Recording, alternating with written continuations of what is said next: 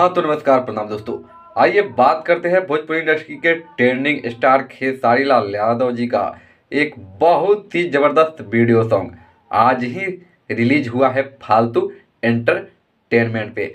लेकिन ये सॉन्ग जो है काफ़ी बवाल कर दी है पूरी भोजपुरी इंडस्ट्री के लेकर। आपको बता दें कि ये चारों तरफ से जो है बवाल मचा रहा है और ये जो है सॉन्ग होली का वीडियो सॉन्ग है। आपको बता दें कि इस गाने को जो है कि आप सभी के प्यारे राइटर कृष्णा बेदर्दी जी लिखे हैं। वहीं इसके म्यूजिक डायरेक्टर जो है टिंकू तूफान केसरी जी है।